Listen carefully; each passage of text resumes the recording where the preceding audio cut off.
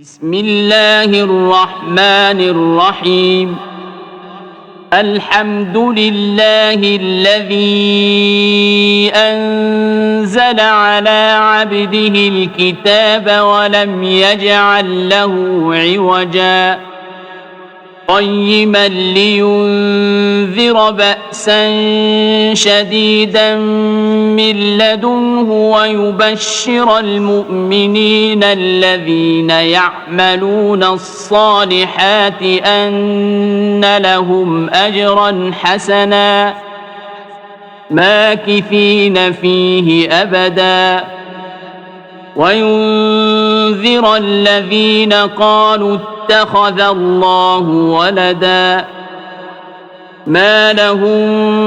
به من علم ولا لآبائهم كبرت كلمة تخرج من أفواههم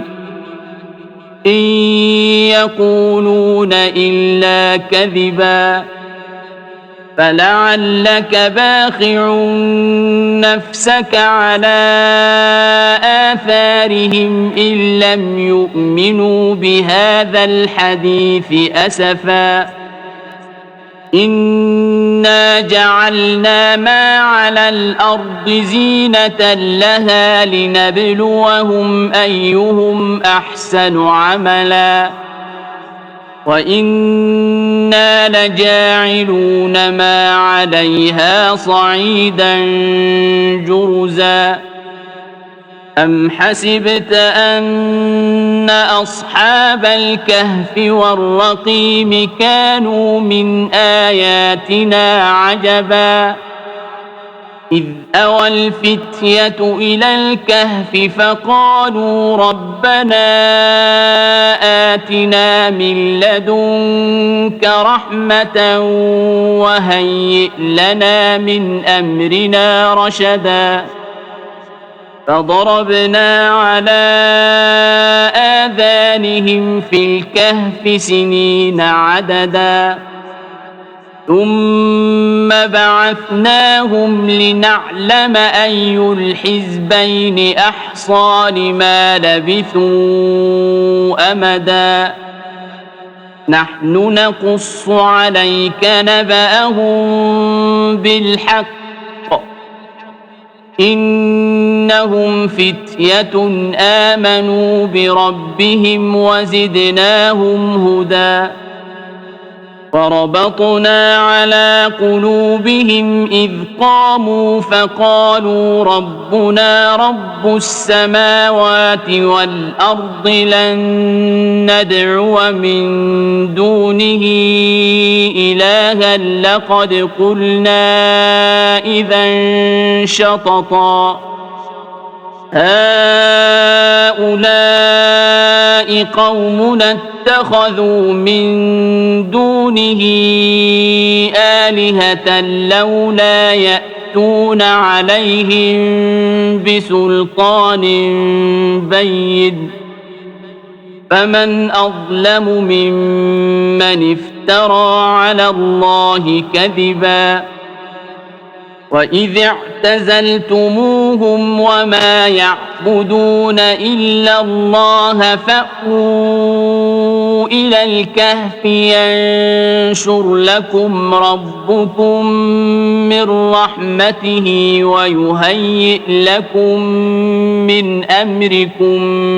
مرفقا وترى الشمس إذا طلعت تزاور عن كهفهم ذات اليمين وإذا غربت تقرضهم ذات الشمال وهم في فجوة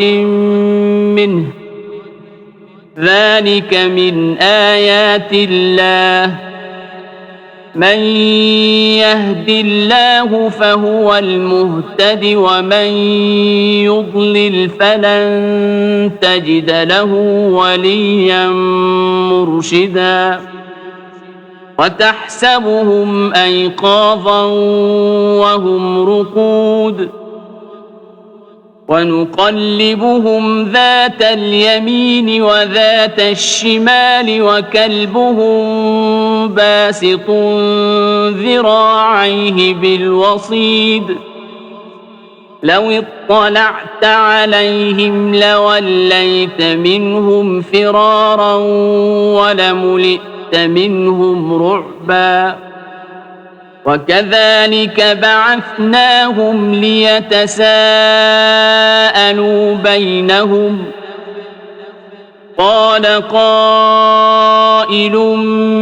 منهم كم لبثتم قالوا لبثنا يوما أو بعض يوم قالوا ربكم أعلم بما لبثتم فابعثوا أحدكم بورقكم هذه إلى المدينة فلينظر أيها أزكى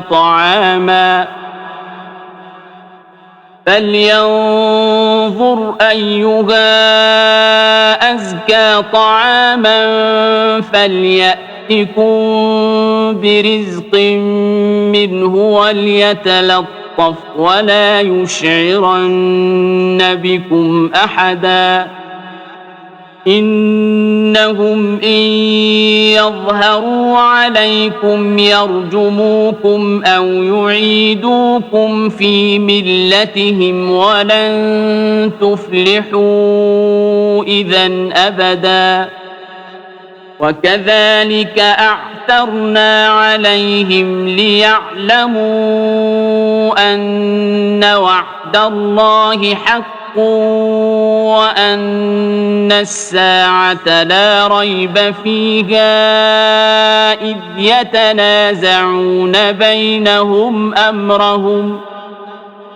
إذ يتنازعون بينهم أمرهم فقالوا ابنوا عليهم بنيانا ربهم أعلم بهم قال الذين غلبوا على أمرهم لنتخذن عليهم مسجدا سيقولون ثلاثة رابعهم كلبهم ويقولون خمسة سادسهم كلبهم رجما بالغيب ويقولون سبعة وثامنهم كلبهم قل ربي أعلم بعدتهم ما يعلمهم إلا قليل فلا تمار فيهم إلا مراء ظاهرا ولا تستفت فيهم منهم أحدا ولا تقولن لشيء إني فاعل ذلك غدا إلا أن يشاء الله واذكر ربك إذا نسيت وقل عسى أن يهديني ربي لأقرب من هذا رشدا ولبثوا في كهفهم 300 سنين وازدادوا 9 قل الله أعلم بما لبثوا له غيب السماوات والأرض أبصر به وأسمع ما لهم من دونه من ولي ولا يشرك في حكمه أحدا واتل ما أوحي إليك من كتاب ربك لا مبدل لكلماته ولن تجد من دونه ملتحدا واصبر نفسك مع الذين يدعون ربهم بالغداة والعشي يريدون وجهه ولا تعد عيناك عنهم تريد زينة الحياة الدنيا ولا تطع من أغفلنا قلبه عن ذكرنا واتبع هواه وكان أمره فرطا وقل الحق من ربكم فمن شاء فليؤمن ومن شاء فليكفر إنا أعتدنا للظالمين نارا أحاط بهم سرادقها وإن يستغيثوا يغاثوا بماء كالمهل يشوي الوجوه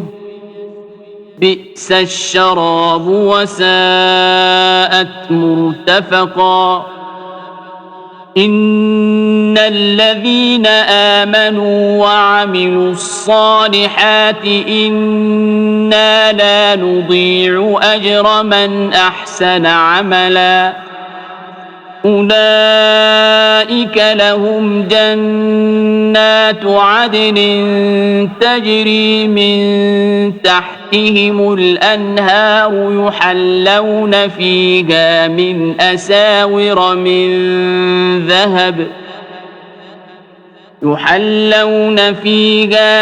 أساور من ذهب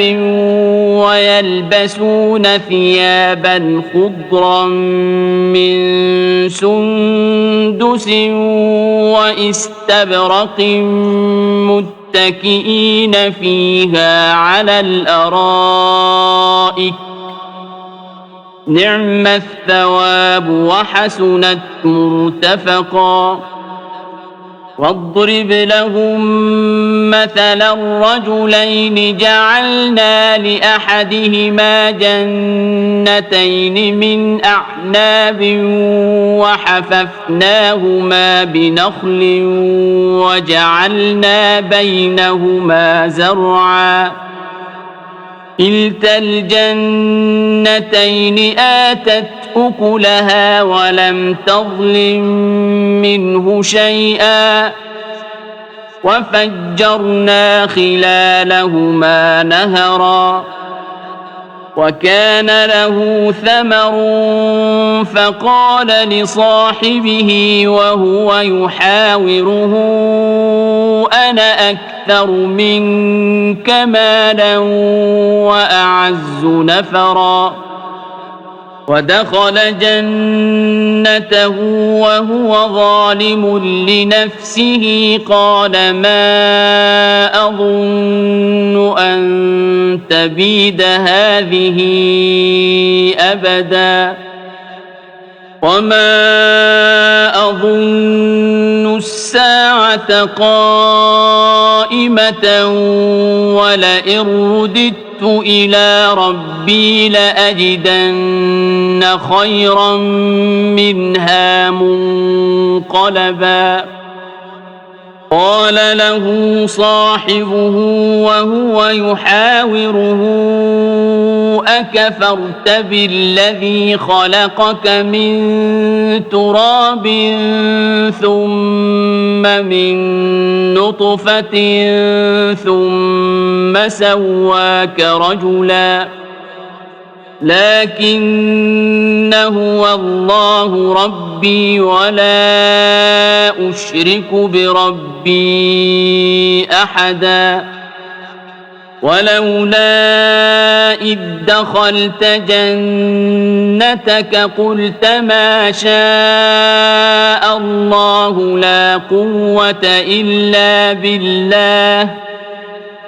إن ترني أنا أقل منك مالا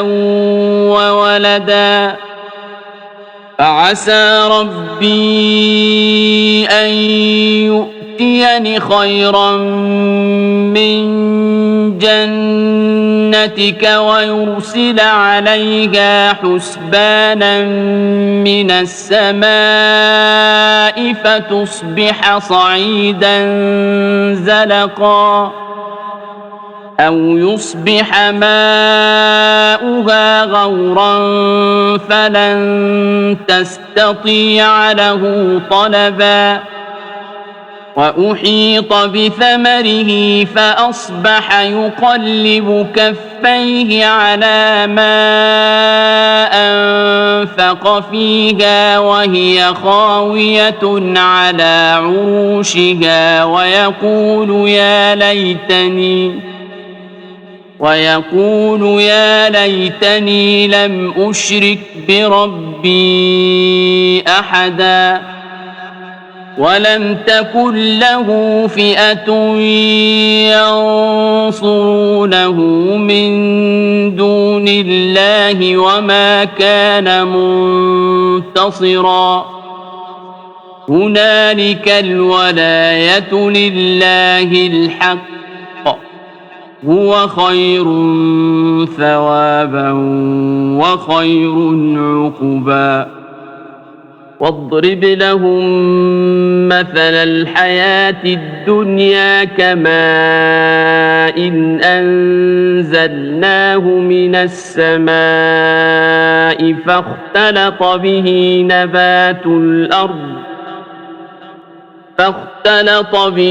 نبات الأرض فأصبح هشيما تذروه الرياح وكان الله على كل شيء مقتدرا المال والبنون زينة الحياة الدنيا والباقيات الصالحات خير عند ربك ثوابا وخير أملا ويوم نسير الجبال وترى الأرض بارزة وحشرناهم فلم نغادر منهم أحدا وعرضوا على ربك صفا لقد جئتمونا كما خلقناكم أول مرة بل زعمتم أن لن نجعل لكم موعدا ووضع الكتاب فترى المجرمين مشفقين مما فيه ويقولون يا ويلتنا ما لهذا الكتاب لا يغادر صغيرة ولا كبيرة ويقولون يا ويلتنا ما لهذا الكتاب لا يغادر صغيرة ولا كبيرة إلا أحصاها ووجدوا ما عملوا حاضرا ولا يظلم ربك أحدا وإذ قلنا للملائكة اسجدوا لآدم فسجدوا إلا إبليس كان من الجن ففسق عن أمر ربه أفتتخذونه وذريته أولياء من دوني وهم لكم عدو بئس للظالمين بدلا ما أشهدتهم خلق السماوات والأرض ولا خلق أنفسهم وما كنت متخذ المضلين عضدا ويوم يقول نادوا شركائي الذين زعمتم فدعوهم فلم يستجيبوا لهم وجعلنا بينهم موبقا ورأى المجرمون النار فظنوا أنهم مواقعوها ولم يجدوا عنها مصرفا ولقد صرفنا في هذا القرآن للناس من كل مثل وكان الإنسان أكثر شيء جدلا وما منع الناس أن يؤمنوا إذ جاءهم الهدى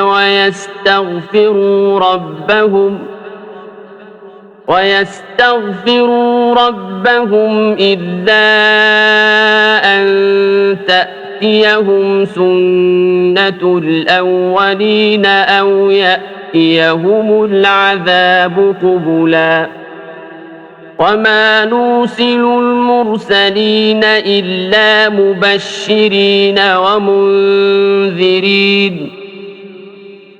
ويجادل الذين كفروا بالباطل ليدحضوا به الحق واتخذوا آياتي وما أنذروا هزوا ومن أظلم ممن ذكر بآيات ربه فأعرض عنها ونسي ما قدمت يداه إنا جعلنا على قلوبهم أكنة أن يفقهوه وفي آذانهم وقرا وإن تدعهم إلى الهدى فلن يهتدوا إذا أبدا وربك الغفور ذو الرحمة لو يؤاخذهم بما كسبوا لعجل لهم العذاب بل لهم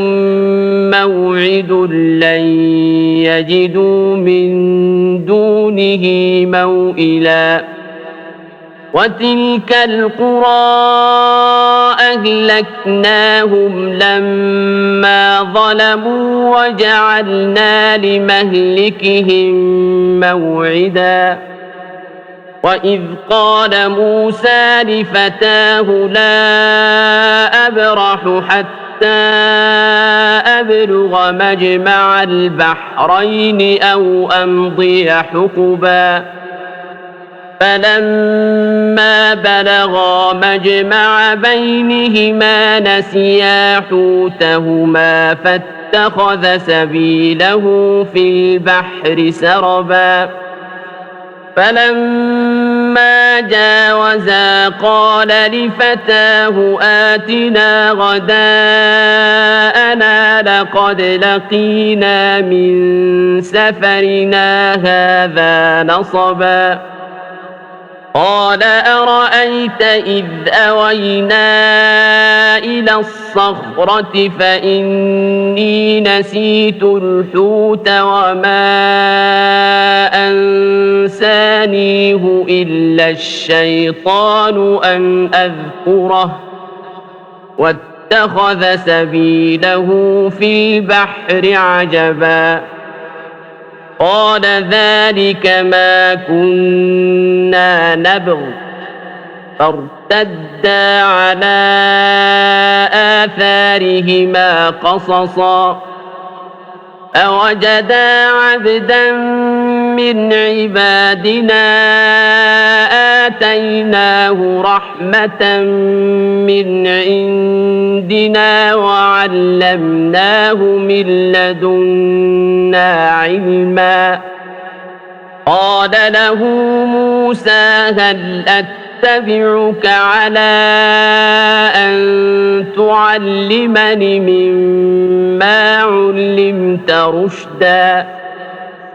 قال إنك لن تستطيع معي صبرا وكيف تصبر على ما لم تحط به خبرا قال ستجدني إن شاء الله صابرا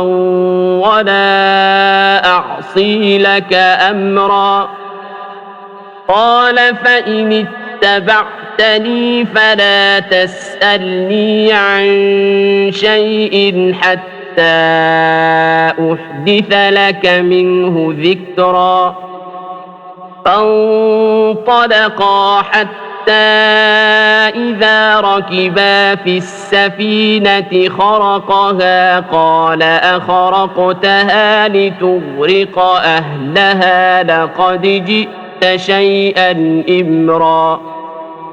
قال ألم أقل إنك لن تستطيع معي صبرا قال لا تؤاخذني بما نسيت ولا ترهقني من أمري عسرا فانطلقا حتى إذا لقيا غلاما فقتله قال أقتلت نفسا زكية بغير نفس قال أقتلت نفسا زكية بغير نفس لقد جئت شيئا نكرا قال ألم أقل لك إنك لن تستطيع معي صبرا قال إن سألتك عن شيء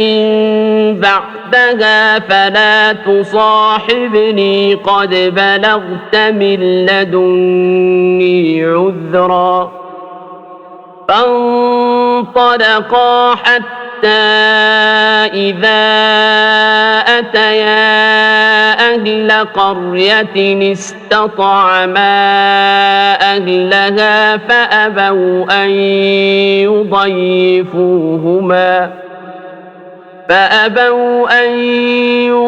يضيفوهما فوجدا فيها جدارا يريد أن ينقض فأقامه قال لو شئت لاتخذت عليه أجرا قال هذا فراق بيني وبينك سأنبئك بتأويل ما لم تستطع عليه صبرا أما السفينة فكانت لمساكين يعملون في البحر فأردت أن أعيبها وكان وراءهم ملك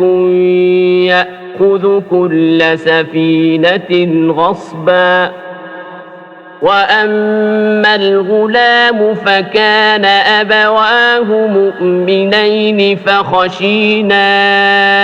أن يرهقهما طغيانا وكفرا فأردنا أن يبدلهما ربهما خيرا منه زكاة وأقرب رحما وأما الجدار فكان لغلامين يتيمين في المدينة وكان تحته كنز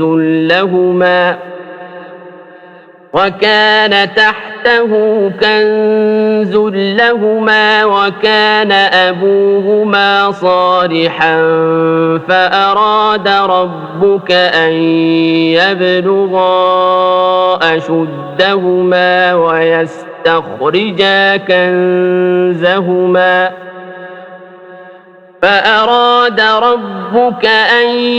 يبلغا أشدهما ويستخرجا كنزهما رحمة من ربك وما فعلته عن أمري ذلك تأويل ما لم تسطع عليه صبرا ويسألونك عن ذي القرنين قل سأتلو عليكم منه ذكرا إنا مكنا له في الأرض وآتيناه من كل شيء سببا فأتبع سببا حتى إذا بلغ مغرب الشمس وجدها تغرب في عين حمئة ووجد عندها قوما قلنا يا ذا القرنين إما أن تعذب وإما أن تتخذ فيهم حسنا قال أما من ظلم فسوف نعذبه ثم يرد إلى ربه فيعذبه عذابا نكرا وأما من آمن وعمل صالحا فله جزاء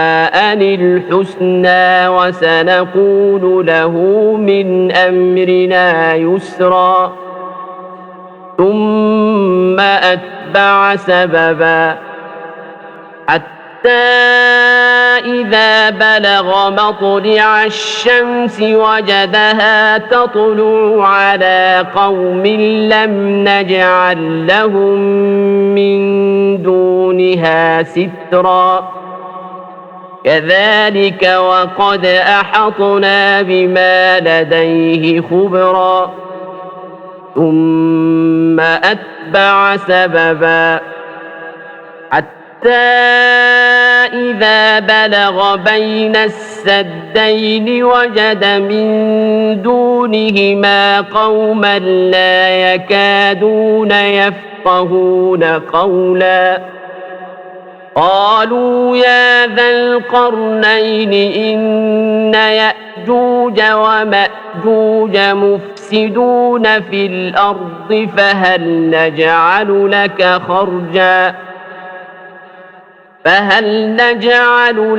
خرجا على أن تجعل بيننا وبينهم سدا قال ما مكني فيه ربي خير فأعينوني بقوة أجعل بينكم وبينهم ردما آتوني زبر الحديد حتى إذا ساوى بين الصدفين قال انفخوا حتى إذا جعله نارا قال آتوني أفرغ عليه قطرا فما استطاعوا أن يظهروه وما استطاعوا له نقبا قال هذا رحمة من ربي فإذا جاء وعد ربي جعله دكاء وكان وعد ربي حقا وتركنا بعضهم يومئذ يموج في بعض ونفخ في الصور فجمعناهم جمعا وعرضنا جهنم يومئذ للكافرين عرضا الذين كانت أعينهم في غطاء عن ذكري وكانوا لا يستطيعون سمعا أفحسب الذين كفروا أن يتخذوا عبادي من دوني أولياء إنا أعتدنا جهنم للكافرين نزلا قل هل ننبئكم بالأخسرين أعمالا الذين ضل سعيهم في الحياة الدنيا وهم يحسبون أنهم يحسنون صنعا أولئك الذين كفروا بآيات ربهم ولقائه فحبطت أعمالهم فلا نقيم لهم يوم القيامة وزنا ذلك جزاؤهم جهنم بما كفروا واتخذوا آياتي ورسلي هزوا إن الذين آمنوا وعملوا الصالحات كانت لهم جنات الفردوس نزلا خالدين فيها لا يبغون عنها حولا قل لو كان البحر مدادا لكلمات ربي لنفد البحر قبل أن تنفد كلمات ربي ولو جئنا بمثله مددا قل إنما أنا بشر مثلكم يوحى إلي أنما إلهكم إله واحد فمن كان يرجو لقاء ربه فليعمل عملا صالحا ولا يشرك بعبادة ربه أحدا